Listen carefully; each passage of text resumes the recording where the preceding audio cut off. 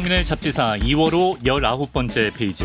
오늘도 잡지사에 아주 귀한 분을 저희가 모셨습니다. 삶과 죽음으로 진실을 밝히고 시대의 아픔을 치료하는 법의학자죠. 이호 교수님과 함께하겠습니다. 교수님 안녕하세요. 네, 반갑습니다. 불러주셔서 감사합니다. 나와주셔서 고맙습니다. 예. 우리 이호 교수님 존함은 몰랐더라도 얼굴을 보시면 많은 분들이 좀 인식을 하실 거라고 생각이 듭니다. 저 같은 경우에는 이제 토요일 밤에 네. 텔레비에서 많이 뵀던 교수님인데 그래도 우리 잡지사 구독자분들을 위해서 간단한 자기소개 부탁드릴까요? 네, 반갑습니다. 저는 전북대학교 의과대학에서 법의학 교수로 있는 이호라고 합니다. 반갑습니다. 아유, 예, 반갑습니다. 인상이 정말 좋으시네요. 네. 예. 이호 교수님께서 최근에 책을 쓰셨습니다. 살아있는 자들을 위한 죽음 수업이라는 책인데요. 저도 잘 읽어봤는데. 예, 감사합니다. 이 책은 뭐 어떤 마음으로 쓰신 책인지. 크게 마음을 먹은 건 아니고요. 네. 제가 보니까 첫 부검을 한 게 레지던트 1년차 때 교수님도 모시고 한 게 94년이에요. 작년에 2024년 보면서 딱 30년이 됐길래 그러네. 뭐 이러저런 출판사에서 연락은 왔었지만 뭐 책을 낸다는 건 엄두가 안 나는 일이어서 그러다가 한 출판사가 제가 그동안 조금씩 모았던 제 생각들 단상들을 모아놓은 게 좀 있었어요. 네. 그 파일을 보고 목차를 뽑아오니까 쓸 수 있겠더라고요. 그래서 작년 이 30년 만에 끝내자 빨리 그래가지고 어떻게 12월에 출간을 하게 됐습니다. 그렇군요. 네. 이건 좀 사건집일 거라고만 생각했는데 지금 말씀하신 대로 어떤 생각이나 이런 게 많이 네네. 들어가 있어서 좀 좋은 에세이 읽는 마음으로 네네. 잘 읽어봤습니다. 자, 저희가 다음 주까지 2번에 걸쳐서 이호 교수님 모시고 법의학 이야기를 해볼 텐데요. 잡지사에서 이제 법의학 얘기는 처음이라 아, 그렇습니까? 일단 법의학이 어떤 학문인지부터 소개를 해주시면. 네, 이제 우선 법의학은 의사들도 좀 생소해해요. 왜냐하면 법의학을 배우는 학교도 있고 안 배우는 학교도 있고 의무는 아닙니다. 네, 이제 그런 식으로 되어 있기 때문에 근데 법의학이란 말은 우선 원론적으로 말하면 법정에서 감정을 요한 의학 이렇게 하면 돼요. 법정에서 감정을 예. 요한 의학. 법정의학으로 보면 되는데 네네. 법정에서 이제 판사들이나 변호사나 배심원들은 의학적 지식이 없잖아요. 네네. 근데 어떤 사건을 다루는데 의학적 전문 감정이 필요할 수가 있어요. 예. 예를 들면 뭐 감염이랄지 또는 뭐 예를 들면 어디 강서 PC방 살인 사건 같은 경우는 범인의 정신 감정이 필요할 수도 있잖아요. 그렇죠. 예. 그런 때는 정신과한테 물어볼 수 있죠. 정신과 학회에서 감정서를 써서 제출해주면 법정 정신과학이 돼요. 그래서 법정이란 말은 포렌식이란 표현은 네. 그게 법정과 연관돼 있다 이렇게 표현하면 되는 건데 예. 저희 같은 경우는 저는 병리 전문이거든요.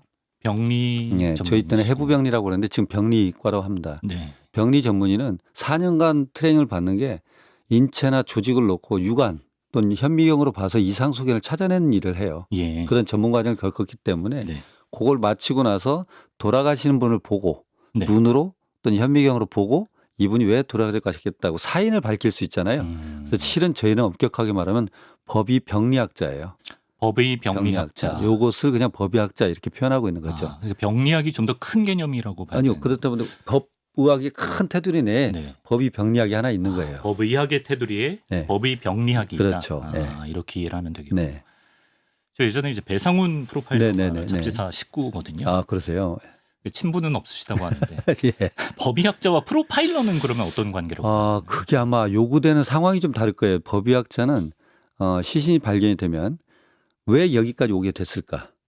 이 사람이 왜 죽었을까? 거의 사망에 이른 과정은 무엇일고 사인은 무엇일까? 네. 그 흔적을 찾고 객관적으로 정리를 해간다면 프로파일러는 지금 있는 사람을 놓고 이 가해자를 추정을 해야 돼요.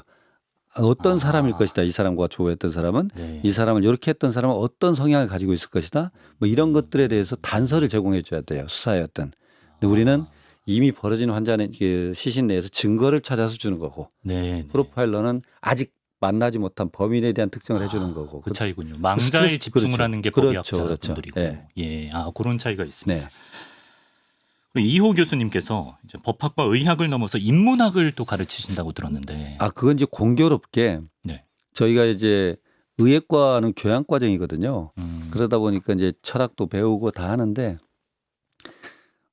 의사이면서 의과대학 교수이면서 철학을 가르치면 의학 평가에서 점수가 좀 낮아요. 근데 예, 철학과 교수가 하면 점수가 높죠. 예. 그런데 제가 공교롭게 법의학을 하다가 보니까 궁금증이 생겨서 법학사를 했어요. 방송통신대학에서. 법학사. 네.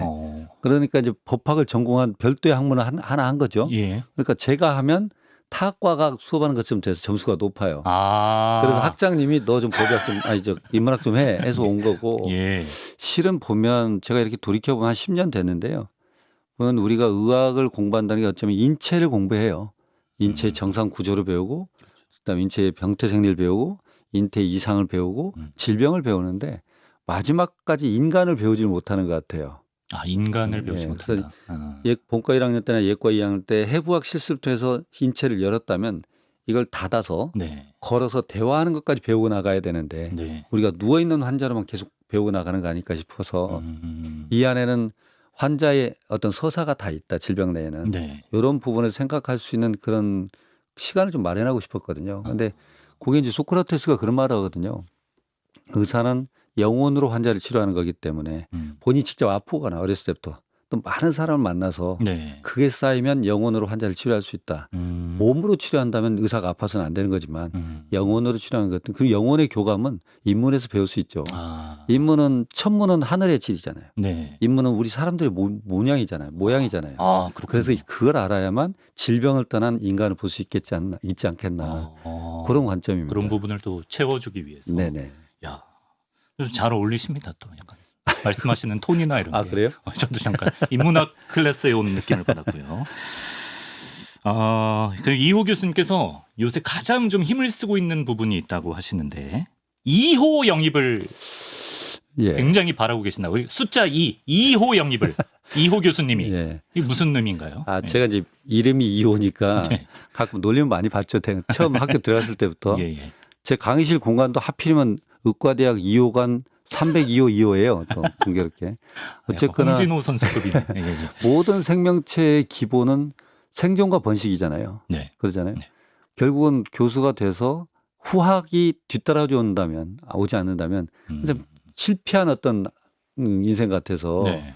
제 뒤에 누군가 따랐으면 좋겠다고 했는데 저 2호에 1호는 있어요. 지금 우리 노상재 교수님이라고. 후학이신 거죠. 예, 예. 지금 우리 대학 교수로 계시죠. 예, 예. 그 뒤에 2호. 운율을 따라서 2호의 2호를 찾아서 한 거예요. 그럼 진짜 딱 한 분 계신 거예요? 우선 있죠. 하면 저는 그래도 행복한 편입니다. 아직 그 다른 대학에서는 밑에 후학을 못 찾고 정년하신 분도 많아요. 아니, 그래서- 저는 이게 약간 다음 세대로서의 어떤 상징적인 의미인 줄 알았는데 진짜 2호가 필요한 상황이네요. 그렇죠. 그래서 예. 그런 부분이 계속 좀 이어졌으면 좋겠다는 바람이 많죠. 왜 후학이 안 이게 생기는 왜냐하면 겁니까? 예. 조금 법의학이라는 학문이 아까 병리 전문의를 해야 된다고 그랬잖아요. 예. 전문의를 따고 새로운 걸 시작한다는 표현이거든요. 실은. 네. 보통은 우리가 의사들이 전문의 따는다는 건 인턴을 마치고 과를 선택해서 4년 또는 3년간의 트레이닝을 받고 전문의가 되는 과정이거든요. 네. 근데 우리는 그렇게 4년의 트레이닝 받아서 해부병리 전문의를 따고 그거 하고 그다음에 처음 다시 출발해야 돼요. 그럼 더 길게 가야 되는데 그렇게 긴 과정을 또 다시 가야 되지만 예.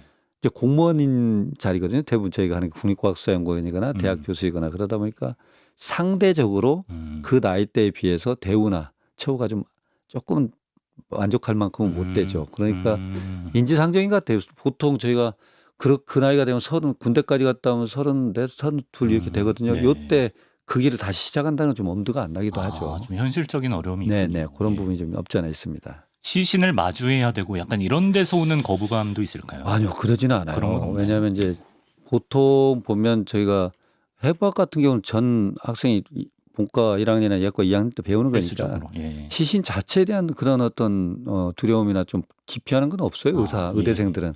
근데 이걸 업으로 평생 살아갈 것이냐. 요때 이제 더 재밌는 과가 있을 수도 있죠. 말하자면.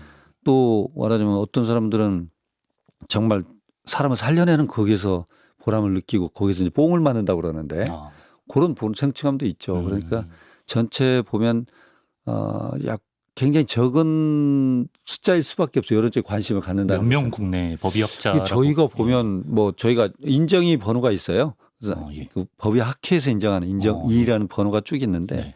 1번부터 쭉 붙여가죠. 근데 네. 이제 앞에 이제 돌아가신 분도 있고 아이가 법의학을 했던 분들 다 하는데 제가 볼 때 아직 80번 정도까지 오지 않았나. 그러니까 돌아가신 분 포함해서 그러니까 그렇게 많지는 않죠. 그럼 지금 현업 활발히 하시는 분들은 한 보통 지금 국립과학수연구원하고 대학으로 따지면 한 30명 정도가 액티브 멤버라고 보시면 될 거예요. 많이 부족한 거죠. 그렇죠.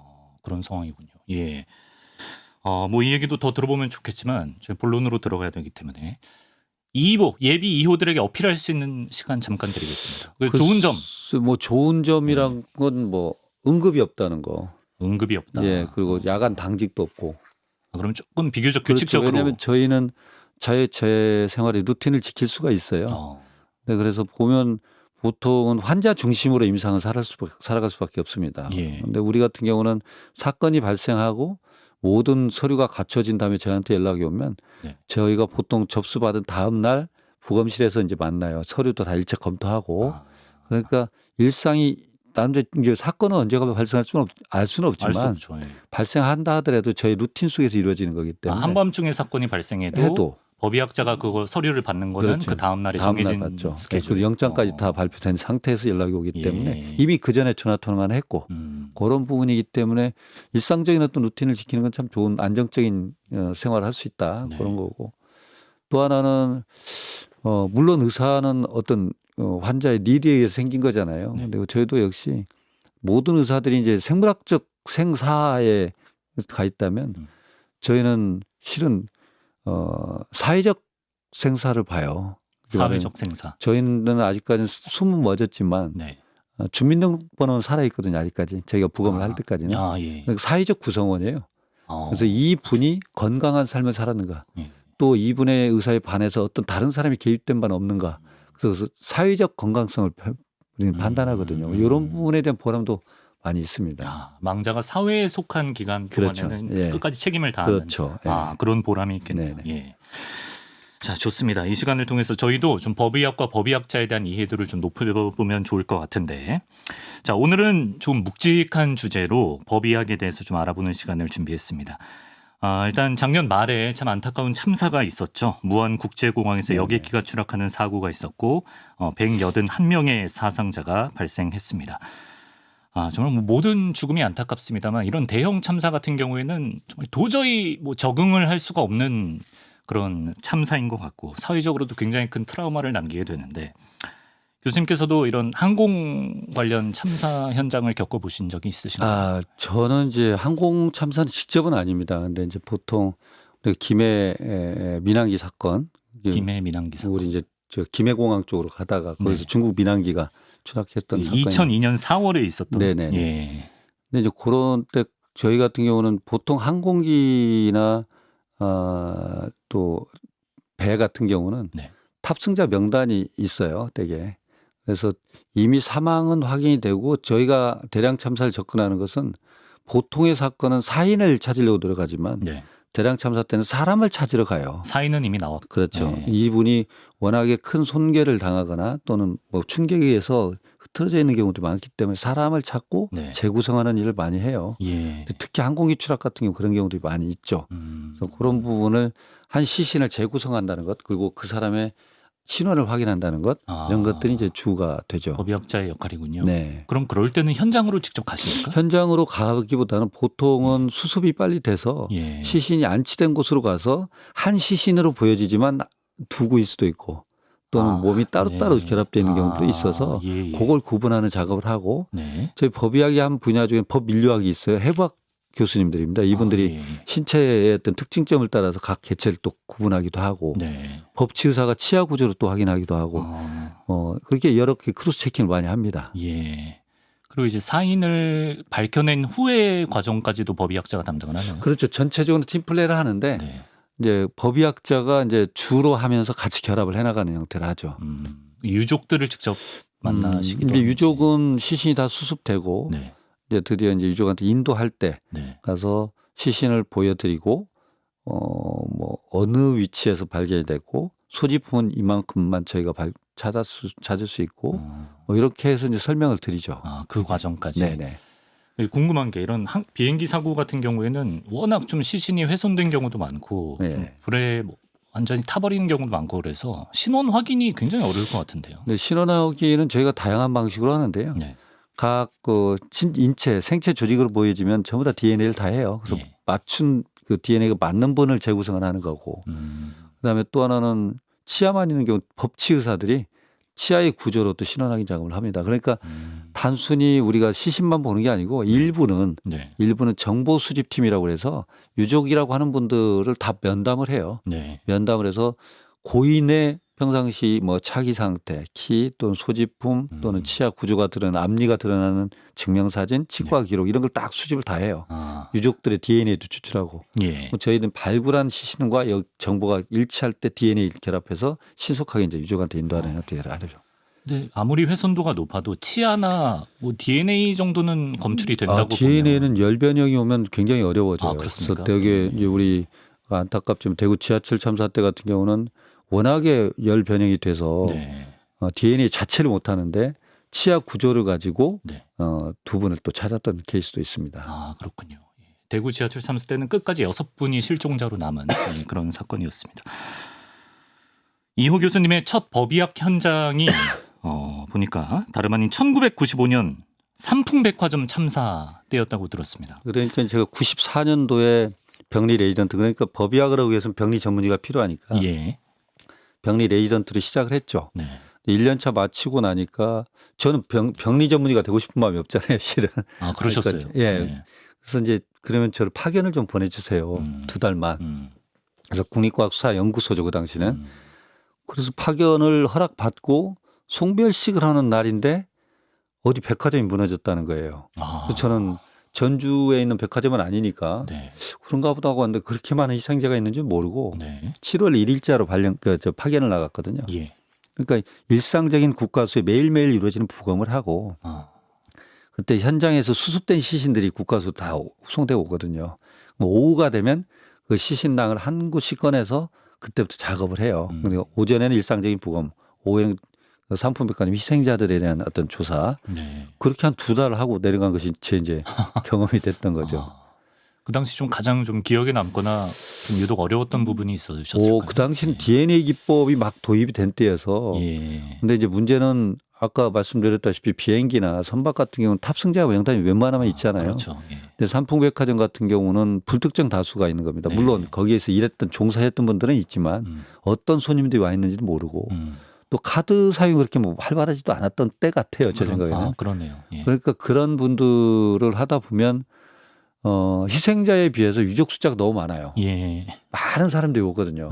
그러고 또 뭐 그 심정은 이해가 되지만 DNA로도 분석 안 되는 것들을 제출하는 경우도 많이 있어요. 그런 것들이 있고. 백화점에 가지 않았지만 뭐 예를 들어 실종자가 있는 경우에는 그런 경우도 의심을 다 하고 다 오시니까 오실 수밖에 없죠. 예. 그런 것들 때문에 인력이 굉장히 부족하고 또 그 모든 분들에 대한 DNA를 하는데도 그 국가수의 재정적 형편이 그게 안 되거든요. 추가 예산이 들어와야 되고 그런 어려운 점들이 많이 있어요. 예. 그럴 때 그런 현장에서는 책을 보니까 정말 작은 천 조각 하나도 중요한 단서가 네. 된다라고. 그래서 예. 제 기억으로 삼풍백화점 때는 그때 그러고 나니까 그 다음부터 초복, 중복, 말복이 있었던 거예요. 그러니까 삼풍백화점 그 붕괴된 뭐라고 그러나요? 그 건물 잔해 네. 이런 것들이 다 난지도로 이제 버려졌겠죠. 그러니까 유족들이 난지도에 가서 막 머리카락이랑 뭐 이런 거 가지고 오셨는데 네. 서울시내 미장원에서 잘랐던 머리카락 또 초복, 중복, 말복 지나가면서 있었던 닭뼈랄지 이런 것들 다 보니까 그걸 거부할 수가 없어요. 근데 인수 감별부터 또 시작을 해야 돼요. 잔해를 일단 치워야 작업이 이루어지니까 저걸 네네. 난지 쓰레기장으로 그렇죠. 보냈는데 네. 유족들은 거기서 뭐 하나라도 건지려고. 그렇죠. 예. 그러니까 국가수는 이제 업무량이 폭증을 하는 거죠, 이게. 그런 부분도 있죠. 예. 그 당시에 어떤 상황이 조금이나마 좀 느껴지는 것 같습니다. 그리고 1999년에는 23명이 사망한 시랜드 청소년 수련원 화재 사건이 있었습니다. 사망자 가운데 19명이 특히나 이제 유치원생이어서 또 많은 국민들이 가슴 아파했던 사건인데요.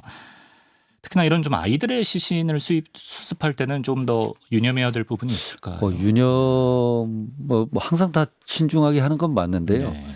이게 그런 것 같아요. 사람이 나이를 먹으면서 철 들어간다는 얘기가 이제 제가 그 당시 결혼해서 우리 애가 그 나이 정도 되니까 이게 무겁게 다가오는 거예요. 이 엄마들의 부모의 심정이. 네. 그래서 이제 어느 정도 나이가 지나면 또 청소년이 고등학생 사망하면 또 그 감정이입이 또 이렇게 되고. 네. 그러니까 살아가면서 법의학을 하면서 이렇게 희생자들의 나이 연령층을 보면서 제가 느끼는 감상들이 또 달라지더라고요. 보면. 근데 예.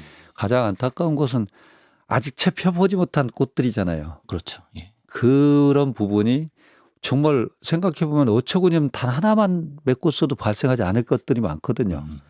여러 가지 실수가 병합되다 보니까 하나가 생긴 거지만 하나만 우리 도미노에서 중간에 도미노 쌓다 보면 넘어지지 않도록 하나가 가림막이 하나씩 있잖아요. 네네. 이런 것만 하나 있어도 발생하지 않았을 텐데 싶은 그런 아쉬움도 있잖아요. 예. 아직 펴보지 못한 꽃들을 다룰 때는 그런 게 좀 안타깝죠. 그리고 기성세대로서 미안함이 항상 있죠. 네. 왜냐하면 그걸 우리가 좀만 신경 썼으면 잡아낼 수 있었거든요. 어른들이 그건 사실 해줬어야 되는 부분이니까요. 네. 그런 예. 부분이 좀 그렇죠. 뭐 하나만 좀 장치가 있었더라도 네네네. 예, 그런 아쉬움 있으셨던 것 같고. 그리고 이제 아까 이제 대구 지하철 참사 네. 말씀을 하셨는데 그 당시 2003년에도 부검에 참여하셨다고 들었습니다. 네네. 그 당시의 작업은 뭐 어떠셨는지요? 이제 대구 지하철 참사는 이제 원래 중앙역에서 발생한 건데요. 중요한 건 첫 번째 화재가 발생했던 차량 내에서는 대부분 탈출을 하셨고 연락을 못 받고 다시 반대편에 들어왔던 투행했던 차량에서 많은 희생자가 발생을 했어요. 네. 근데 그 진화가 되고 그 차량을 월배 기지 차량이라고 실내 큰 공간 있죠. 정비하는 곳. 그걸로 차량을 옮겼기 때문에 네.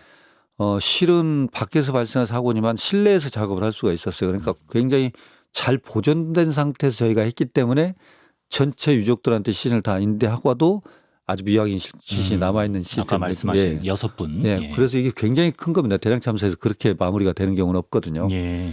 그렇게 했었고 그 당시도 똑같이 안타까운 것은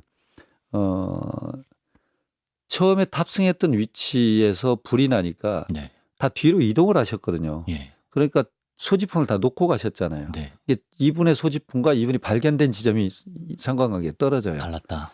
그리고 뒤로 가니까 가장 마지막 차량에 많은 사람들이 있었고 시신이 엉켜 있기도 하고 그러니까 예. 그런 부분이 이제 제가 발굴하면서 좀 어려웠지만 그쪽이 이제 탈출구라고 생각을 하셔서 아니요 우선 화재 발생 뒤로 무조건 갔어요. 왜냐하면 문은 수동 개폐가 안 되는 상황이 돼버렸습니다. 예. 그러니까 어쩔 수 없었는데 네. 그렇게 가고 그러고 보니까 아예 탄화가 돼서 소지품은 있어요. 이분의 소지품 분명히 있는데 네. 이분의 시신을 못 찾는 경우도 있어서 이것 자체로 사망을 인정하기도 했었어요. 네. 이분이 갖고 있던 독특한 소지품이 있어서 네. 그런 일도 있었고 그랬죠. 그리고 이제 열차 한 칸은 굉장히 좁은 공간이잖아요. 곳이죠. 근데 그 안에 사람들은 많았기 때문에 그렇죠. 거기서 오는 어려움도 있으셨을 것 같아요. 어렵죠. 그러니까 네. 저희가 그렇게 현장을 가보면 뭐 자세히 말씀드리긴 그렇지만 만약 이 스튜디오가 불이 난다 치더라도 진화하고 나면 사회자님과 전원 없는 거예요. 왜냐하면 위에 있는 천장재가 다 덮고 있어요. 그러니까 이 작은 구조물을 다 드러내면서 네. 시신을 찾는 일이거든요. 그러다 보니까 맨 마지막 차량에 많은 사람들이 뒤로 물러날 수밖에 없었던 상황에서 거기서 이미 질식 사망한 뒤에 화재로 인해서 탄화된 형태거든요. 타서 사망하지는 않아요. 예. 이미 그전 질식 사망하는 건데 네. 그러다 보니까 많은 숫자가 서로 엉켜 있는 상태에서 법인류학자의 도움이 많이 됐죠. 그분들이 다리의 방향 뭐 이렇게 보면 하나씩 분리를 했었으니까요. 그런 걸 또 맞춰보시는 거예요. 네네. 예.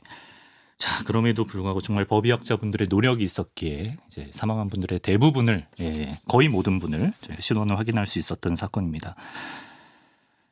2014년 4월 세월호 참사 때도 어김없이 교수님께서 현장에 있으셨다고 들었는데요. 벌써 한 10년 넘게 흘렀는데 당시에 뭐 기억나는 장면이 있으신지요? 근데 우선은 아까 말씀드렸다시피 법의학자의 숫자가 적잖아요. 또 같이 일하는 법인류학자는 더 적고요. 법치의사도 더 적고.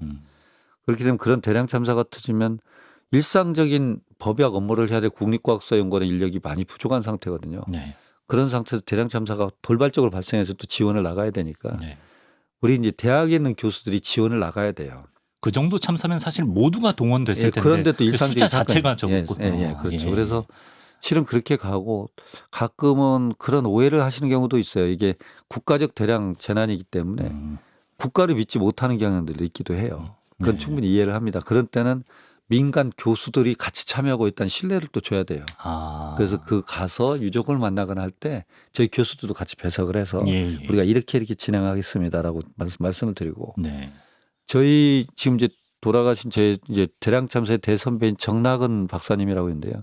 그분한테 배운 게 참 많아요. 그러니까 처음에 유족들 만난 테이블에 나가도 굉장히 격앙돼 있으시거든요. 그러니까 세월호 때 같은 경우 특히 해경청이나 이런 쪽이 격앙돼 있는데 그분은 유족을 앉으라고 할 때까지 우리 다 서 있어요 항상. 유족 대표가 왜 서 있느냐 했더니 앉으라고 해주시면 않겠습니다 하고 얘기를 신뢰를 쌓아가는 것부터 시작을 합니다. 참 그런 어떻게 보이지 않는 그런 부분을 저한테 많이 알려주신 선배님이신데 그렇게 해서 세월호 유족들로부터 신뢰도 얻고 또 이제 저희가 중요한 건 진도 팽목항이기 때문에 네. 시신이 그 당시에 이제 갑자기 늦게 인양돼서 오고 예. 기온은 따뜻해져 가고 그러면 이제 인양된 뒤에 시신의 부패 정도가 빨라질 수 있어서 네. 되도록이면 훼손 정도가 되지 않도록 우리가 냉장 시스템이 되는 컨테이너 박스 설치를 해야 돼요. 네. 우리 무한 때는 신속하게 됐거든요. 그게. 예. 그래서 그런 부분을 할 때는 국가수 예산도 없고 예비비라는 게 없잖아요. 이게 여기저기 막 뛰어다니면서 빨리 이걸 설치를 해야 되는 그런 어려움도 좀 있습니다. 그 당시에는 그런 게 그러면 네. 일사천리로 진행되지는 그렇지 못했던 않죠. 그래서 예산 이번에는 문제로. 그런 부분에는 지적을 사전에 빨리 하니까 지원이 빨리 됐던 거고. 네. 이제 세월호는 항상 얘기를 하는 거지만 저희 보고 이제 법의학자들 보고 아우 그 시신들 보는데요 힘들지 않나요? 뭐 아주 막 처참한 시신들 많을 텐데요. 근데 저희한테 가장 안타깝고 힘들고 트라우마가 있는 것은 손상이 하나도 없는 시신들이에요. 아. 그러니까 세월호 우리 희생자분들은 다 사인은 익사죠. 예. 근데 모든 분이 안전벨트, 구명조끼를 다 입고 있어요. 네. 그게 힘들어요. 구명조끼를 다 입고 기다리라는 말을 믿고 마지막까지 기다리고 있었던 모습이 막 연상이 되거든요. 어떤 친구는 랩도 하고 있는 동영상도 있어. 왜? 네. 기다리면 될 줄 알고 예. 뛰어내려도 되는데 믿은 그런 거죠. 시신을 보면 그게 굉장히 오래 가죠. 아. 현상에. 상처 없는 이거 나올 시신. 수 있었는데 살 수 있었는데 이런 부분도 이미 뭐 연속 변침이 됐든 과적이 됐든 뭐 구조 변경이 됐든 그거에서 침묵 기울어진 건 알겠는데 네. 그 뒤로 기다리라는 말 한마디를 믿고 기다리던 이 사람들에 대한 우리 사회가 책임져야 될 거잖아요. 네. 그러니까 인양을 해야 되는 거죠. 우리 맞닥뜨려야 되고 네. 신뢰를 회복해야 되니까. 근데 그런 부분이 많이 힘들죠. 그래서 법의학자가 억울함을 밝히는 것도 있지만 제 책에도 썼습니다만 꼭 기억해야 되고 대신 전달해야 될 메시지를 남겨주기 위해서 책을 써야겠다. 그래서 주로 제가 하고 싶은 건 실수할 수 있다. 네. 그러나 실수를 교정하지 않는 건 부끄러운 것이다. 그래서 그런 부분을 좀 같이 공감하고 싶어서 조금씩 모았던 것도 네. 이제 책이 됐습니다. 재발 방지를 위해서라도 실수를 할 수 있지만 실수를 교정하는 게 필요하다고 하셨는데 네. 관련해서 스위스 치즈 모델이라는 네네네. 거를 책에 소개해 주셨던데. 그게 이제 병원의 안전사고에 굉장히 교과서적인 모델이에요. 스위스 치즈를 이렇게 보면 네. 반토막 내서 보면 구멍은 나 있거든요. 아, 구멍난 치즈, 예. 톰과 제리에 나오는 치즈. 근데 예. 전체적으로 관통은 안 돼 있어요. 아, 예. 그래서 우리 여치기에 보면 또 구멍은 나 있지만 관통은 안 돼 있잖아요. 그러니까 구멍 뚫린 데를 봐도 반대편이 안 보이는 거죠. 예, 그렇죠. 예. 어딘간 중간에 막혀 있고 어딘 더 깊이 가기도 하고 네. 그런 것처럼 우리가 실은 아무런 문제가 없는 것처럼 보여지지만 마지막 단계에서 막혀서 사고가 발생 안 했을 수 있어요. 근데 우리는 발생 안 했기 때문에 안전하다고 생각하는 거예요. 근데 우리는 어떻게 할 수 있냐면 중간에서는 작은 실수들을 내가 말할 수 있어야 돼요. 그래야 여기에 우리는 안전한 것처럼 보이지만 허술해 이렇게 할 수 있거든요. 근데 우리는 일이 발생하기 전에 그런 실수를 했다 그러면 그 사람이 집중을 안 한 것처럼 생각하는 거예요. 아, 그 사람 네가 부주의했다고 보는 거고 그렇죠. 너만 없으면 이건 안전한 시스템으로 생각하는 거예요. 예. 절대 그렇지 않습니다. 우리는 실수투성이에요. 그래서 97년도인가 저 클린턴 대통령이 미국 의학 한림원에다 용역을 줬어요. 네. 미국 전역에서 발생한 병원 내 의료 사고를 전수조사라고. 그 책 보고서의 제목이 실수는 인간의 본성이다예요. 실수는 발생한다는 거예요. 우리는 실수할 수밖에 없다는 거예요. 예. 근데 그것을 숨기고 말하지 않고 변명하고 이럴 순간에 이게 골마 터질 때까지 모르고 있고 안전하다고 착각으로 산다는 거예요. 네. 그러니까 실은 어떤 사건이든지 보면 그것도 여기만 제대로 작성해서 딱 거기서 차단됐겠는데 관통 안 됐겠는데 이런 아까 아쉬움이 도미노처럼. 그렇죠. 그 스위스 치즈 모델이 그런 거예요. 여러분 구멍은 있는데 관통되지 않았지만 언젠가는 관통될 수도 있다. 특정 개인을 꼭 타깃으로 삼아서 그렇죠. 책임을 전가해야 되는 분위기가 있으면 그렇죠. 제가 만약에 그 사람이라고 해도 다른 안전망이 있으니까 괜찮겠거니 그렇죠. 하고 실수를 말하지 않을 것 같아요. 그렇죠. 또 예. 더더구나 그렇게 말하면 나한테 마이너스니까. 그렇죠. 그렇게 예. 되죠. 그래서 저는 안전 제일 며칠 해갖고 우수상 주는 것보다 큰일 날 뻔했어라고 식겁상 만들어서 주는 것이 낫지 않겠느냐. 식겁상. 네. 아. 오늘 내가 얘기했는데 큰일 날 뻔했어요. 이런 것들 일 작업 끝나고 전부 모여서 네. 그런 걸 하나씩 얘기하면 메꿔질 것 같거든요. 잘 말했다. 우리가 네. 빨리 수습하자. 그거 그랬구나. 그렇게 하는 거죠. 식겁상. 네. 아, 그렇군요.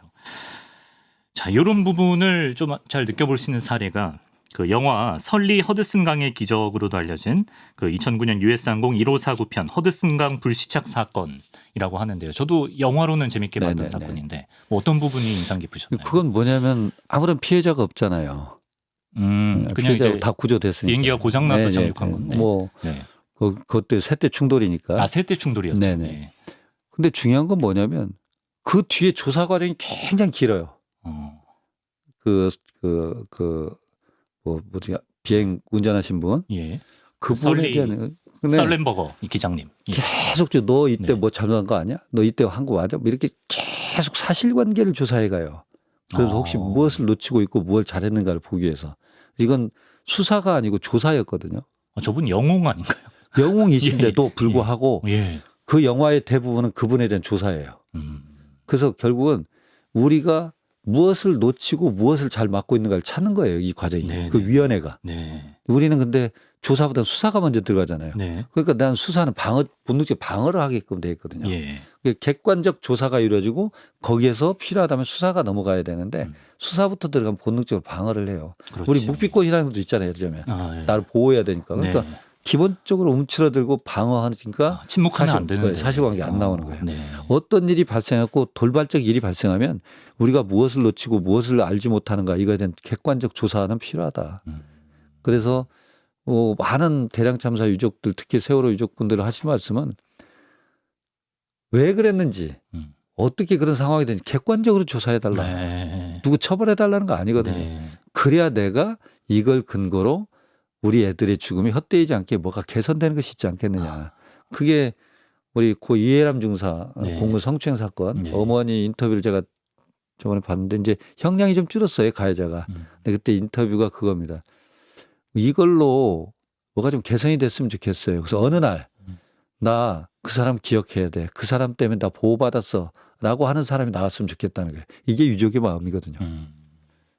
그래서 저 책에서도 기억해 줘야 되고 아프지만 대신 전달해 줘야 될 죽음들에 단상을 모으고 싶다 그렇게 쓴 겁니다. 예. 수사에 앞서서 객관적인 조사가 조사입니다. 예. 꼭 필요하다. 예. 우리가 세무조사 하잖아요. 예. 노동청에서도 조사하잖아요. 그런 다음에 이상한 것은 수사에 넘기잖아요. 그렇죠. 예. 그 순서를 지키잖아요. 세무조사한다고 겁먹지 않죠. 그렇죠. 예. 그러네요. 네. 그렇습니다. 자, 이제 대형 참사 수습의 마지막 과정 시신을 유족에게 인도하는 과정이고 이제 유족과 마주하는 일이 있으시다라고 말씀하셨는데 법의학자로서 유족을 대할 때 그 마음을 좀 여쭤보고 싶거든요.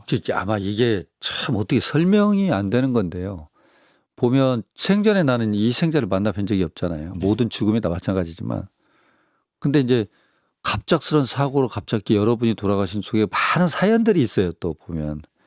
근데 이분을 제가 처음 시신을 수습하고 발견해서 시신을 재구성하고 유리품을 정리하고 해서 마치 이분을 내가 가족한테 이제 인도를 하는 거잖아요. 그러니까 이 가족을 만난다는 게 상당히 어떻게 표현하기 어려운 그런 감회가 있어요. 만나기 전날은. 네. 근데 그렇게 되고 또 이분의 사연을 내가 알잖아요. 예를 들면 어디 제약회사 직원이었고 어떤지 뭐 이런 거 알고 그분의 유리품이라고 적어냈던 그 옷 상표를 찾아내기도 하고 막 그래서 저하고도 이분은 생전은 아니지만 사후에 많은 관계가 형성된 것 그러네. 같아요. 예. 그래서 마치 친구 어머니를 만난 듯한 그런 기분 이런 기분이 들거든요. 근데 이제 가족들은 사고 발생 이후에 충격이 많으시고 그다음 사건이 진행되다 보니 이제 조금 가라앉으셨는데 이제 인정하고 근데 시신을 인도할 때 좀 딱 맞닥뜨리면 시신의 형태를 보면 분노감이 확 올라와요. 다시. 그건 어쩔 수 없어요. 네. 근데 분노감과 막 그 어떤 그런 감정이 격해지시니까 그 감정의 표현을 저희들한테 할 때가 많아요. 네. 그 저희도 인정합니다. 왜냐하면 국가 공무원 중에 제일 앞에 맞닥뜨린 게 그렇죠. 저희니까. 그래서 되도록이면 시신 인도하고 하기 전날은 우리 후배들한테도 감정적 동의 없이 어떤 반응을 보이더라도 같이 흥분하지 말고 네. 인도하고 그렇게 해라. 그리고 이제 그날 인도할 숫자가 다 있기 때문에 네. 그런 부분이 있습니다. 그래서 저희가 인도하고 나면 올해는 처음 봤어요. 무안공항 유족들이 고생했다고 보니까 단체로 그 우리 인사하는 모 제가 울컥하더라고요. 저는 그랬었죠. 그런 예. 모습을 제가 못 받아봐가지고 네. 너무 잘했기 때문에 이번에 신속하게. 그래서 참 다시 한번 이 무안공항은 안타깝고 참 발생해서도 안 되는 일이지만 제가 겪었던 대형 참사 중에 우리가 많이 수준이 올라왔구나. 네. 그래서 받아들이는 데 있어서 그런 생각이 들었습니다. 네. 왜 아까 처음에 그 인간을 이해하는 학문의 교육이 필요하다고 네네, 하셨는지 네. 좀 이런 경우를 보면 느낄 수가 있는 것 같습니다. 예. 자, 이제 마치면서 책 제목이 살아있는 자들을 위한 죽음 수업인데요. 교수님께서 여러 건의 대형 참사 겪으면서 좀 삶과 죽음에 대한 그 평소의 생각이 바뀌신 게 있다면 어떤 부분일지. 예. 근데 저는 이제 죽음은 생의 끝에 죽음을 맞닥뜨리는 것 같지만 동전의 앞뒷면처럼 항상 같이 도사리고 있다가 어느 날 딱 뒤집어지면 죽음인 것 같아요. 우린 직선상의 시간관념을 갖는 것 같아요. 나의 생이 몇 살까지 가면 그때 죽음을 만날 거야. 그게 아니고 매일매일의 삶과 죽음에 내가 삶에 살아가려는 의지와 살아가려는 힘이 더 세기 때문에 내가 살아있구나. 예. 그 차이일 뿐이라는 생각이 많이 듭니다. 그래서 근데 한 사람이 제대로 살기 위해서는 개인의 노력으로는 되지 않아요. 사회 안전망이 중요합니다. 네. 그래서 결국 우리는 개인의 노력 또한 분명하지만 국가나 우리 사회 공동체는 이런 부분에 나온 일을 면밀히 분석해서 네. 재발하지 않도록 네. 또 발생하기 전에 빨리 미리 캐치해서 알 수 있도록 네. 이런 일들이 있었으면 좋겠어요. 우리는 많은 생각 속에서 신호등 건너고 싶지 않고 우리 오늘 엘리베이터 타고 올라왔지만 그 체중 연한이 있잖아요. 네. 그거 우리가 몸무게 다 합산해서 타지 않거든요. 네. 어느 정도 타면 작동 안 하잖아요. 그렇죠. 예. 바로 그런 시스템을 만들어달라는 위험하면 멈춰주는. 우리는 그냥 편안하게 살고 싶은데 나이가 위험에 노출될 때 그거 자동으로 차단되는 그런 시스템들 네. 우리가 노력하면 해낼 수 있지 않을까요? 조금씩이라도. 네. 사회적으로 어떤 실수가 발생했을 때 우리가 소잃고라도 외양간 고쳐야죠. 고쳐야죠. 예. 그런 자세가 꼭 필요하다 이런 걸 느낄 수가 있었습니다. 자, 오늘은 법의학자 이호 교수님과 함께 어쩌면 미리 막을 수도 있었던 안타까운 대형 참사들 법의학자의 관점에서 살펴봤고요. 교수님과는 다음 주에 또 만나 뵙겠습니다. 이호 교수님 오늘 말씀 고맙습니다. 네, 감사합니다.